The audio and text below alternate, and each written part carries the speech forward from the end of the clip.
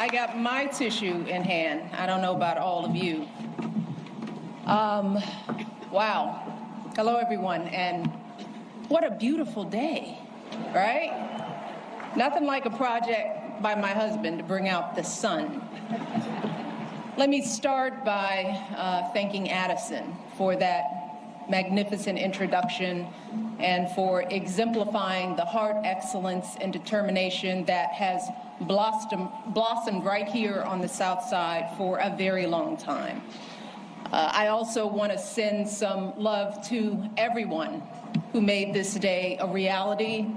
The construction workers, landscapers, designers, the architects, artists, chefs, our staff, our board members, our donors. Barack and I simply cannot thank you enough for the care and brilliance you poured into every square inch of this campus. I also want to recognize all of the elected officials and distinguished leaders from around the city, the state, the country, and yes, the world.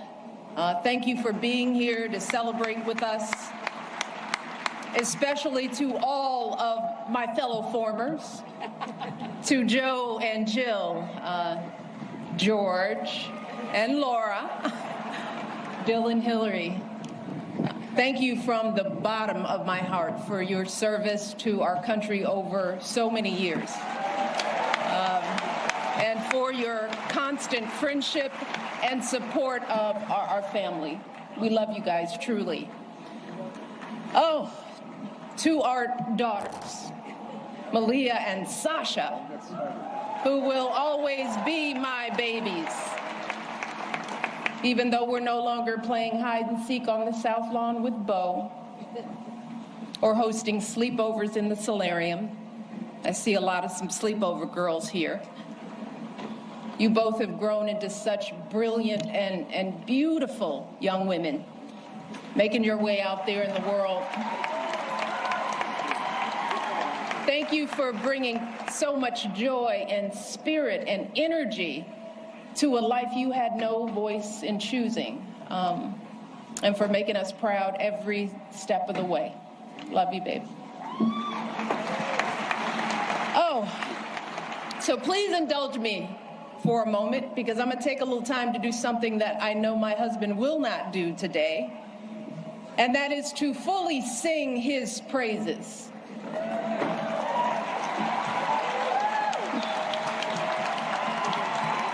Barack, yes. You got to look at me. No, I'm not. You told me all those years ago that you couldn't promise me the world, but you could promise me an interesting life. And of course, you outdid yourself and managed to give me both. I know it hasn't always been easy, but there hasn't been a single second through this experience that standing by your side hasn't left me in awe. 8 years in the crucible, and not once did you melt from the heat. Not once did you let it harden you. Instead, you used it to reveal your truest essence, your stubborn optimism and unflinching courage, your dazzling brilliance and unpretentious decency, your ferocious work ethic, and absolutely unshakable moral fiber.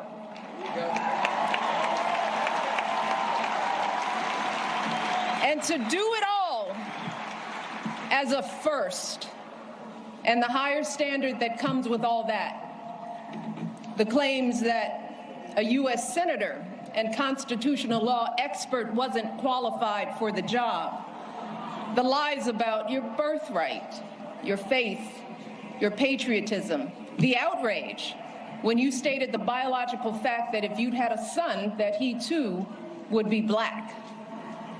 Yet, you were unflappable at every turn, always focused, always calm, always looking at the long view. How absurd it is to even imagine that you might have buckled under the pressure even once, lashed out in frustration, lost your temper. How absurd it is to imagine that you might have done anything but make our family and this entire country proud.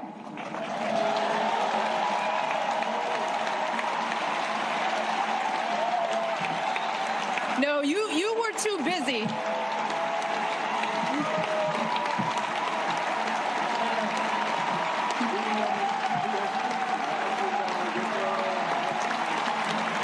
I'm not done, y'all. Not done. So much to say. You were doing the people's work, rescuing our economy, expanding health care, ending a war, ordering the bin Laden raid, saving an auto industry, winning a peace prize.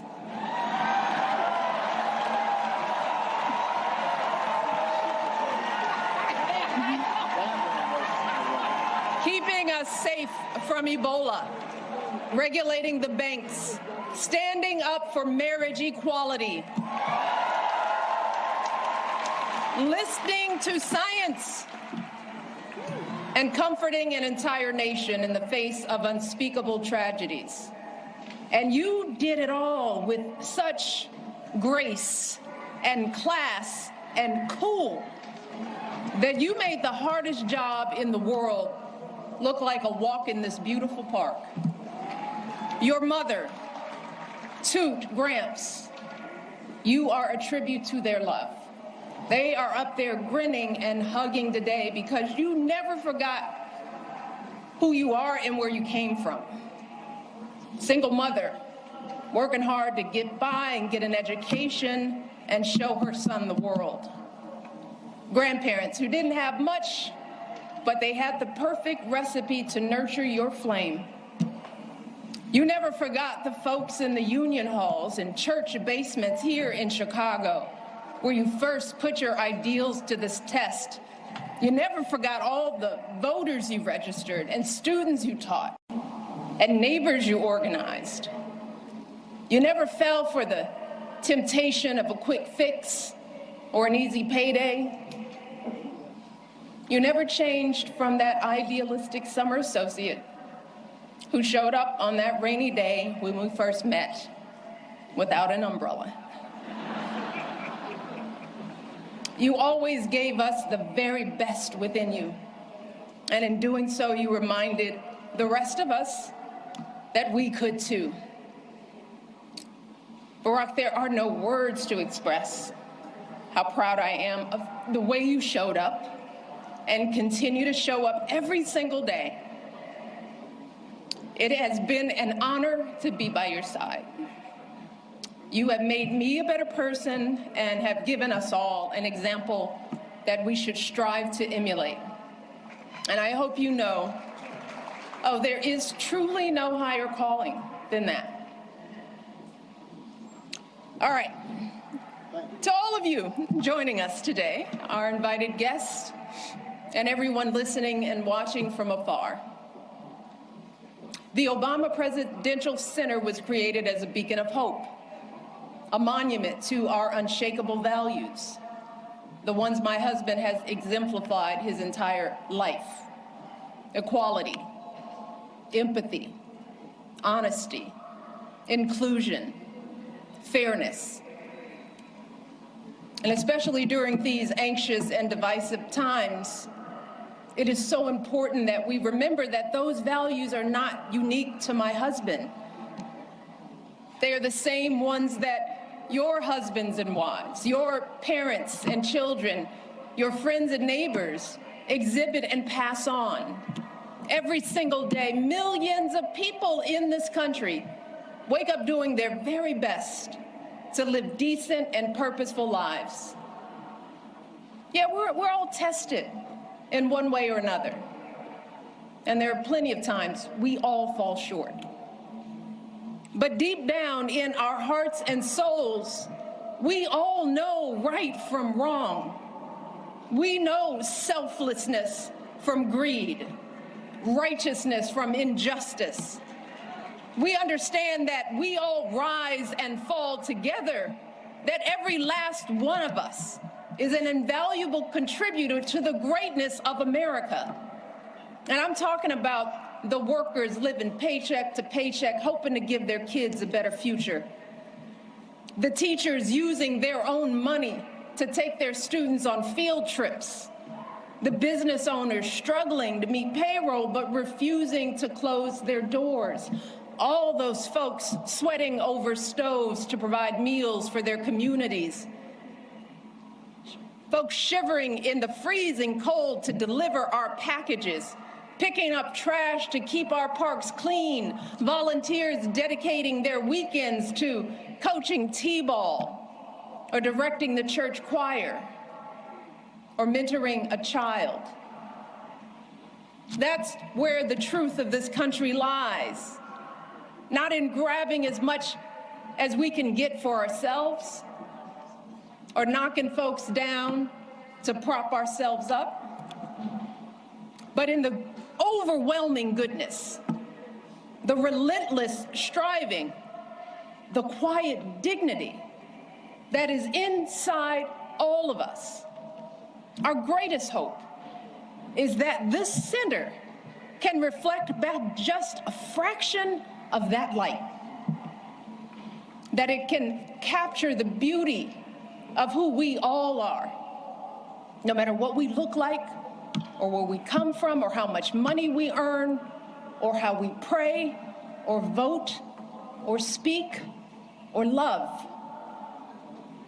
It's why during our administration we threw open the White House doors to all sorts of folks who don't usually get to meet the president or First Lady, the families pinching pennies to send their first child to college, the teenagers who know that a hot afternoon means the bullets start flying, the military spouses and children serving and sacrificing just like their loved ones in uniform, the Native kids showing us that resilience and pride can never be stolen, the 4-H'ers and FFA members with calluses on their hands from feeding livestock, the immigrants proving what it truly means to be a dreamer. These folks aren't Americans too. They are America. They are the beating heart of this country. They are us and we are them. And to ignore this simple truth, to refuse to respect the contributions and experiences of people who aren't exactly like us, y'all, puts us all at risk. Failing to see the humanity in all people puts us all on a slippery slope. And once that slide starts, there's no telling where it stops. A dangerous precedent that flies in the very face of our faith and of the founding promise of this democracy, that all of us are created equal, that each of us is a child of God with inerrant value. And no one, and I mean no one, has the right to sit in judgment of who's American enough.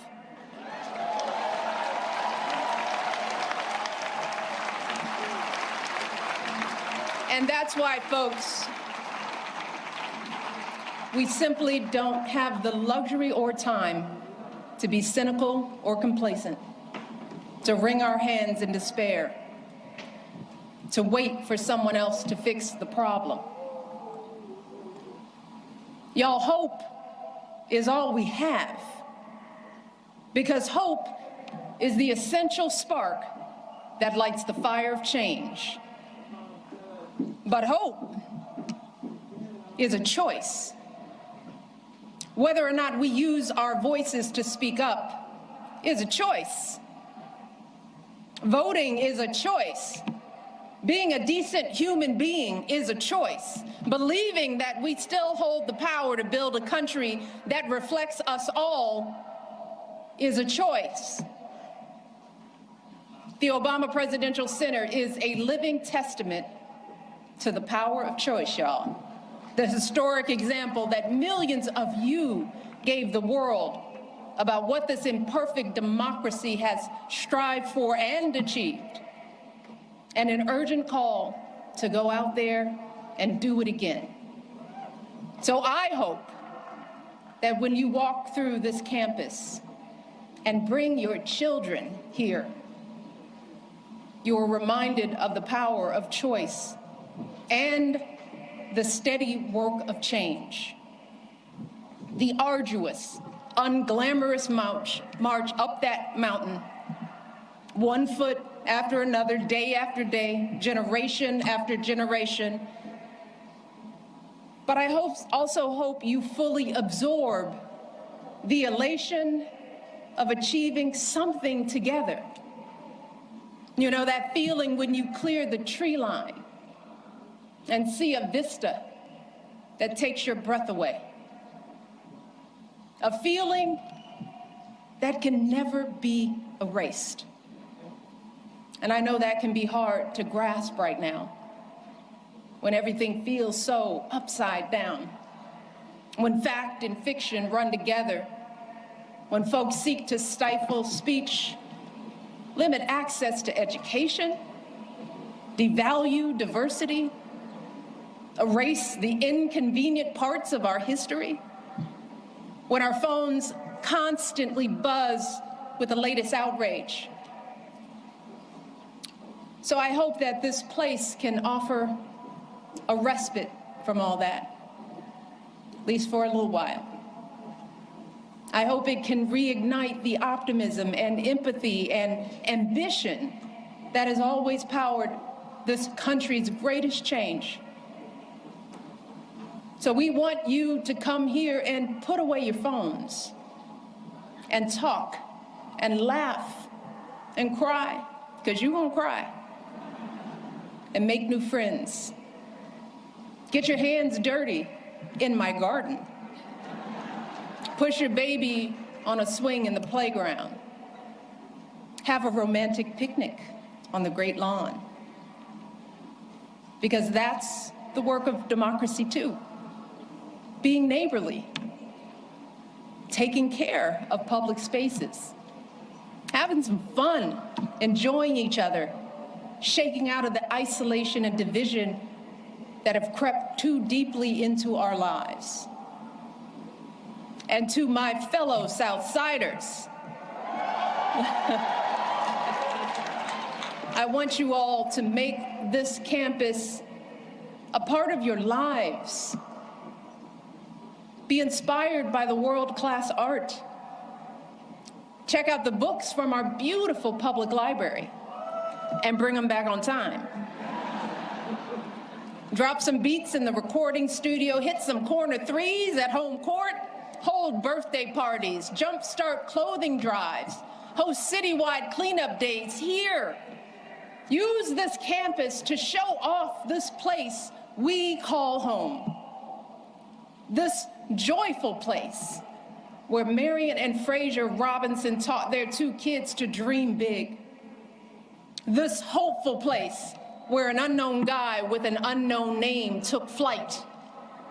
This stubbornly optimistic place where family after family scrapes and claws and laughs and dances their way to a better tomorrow.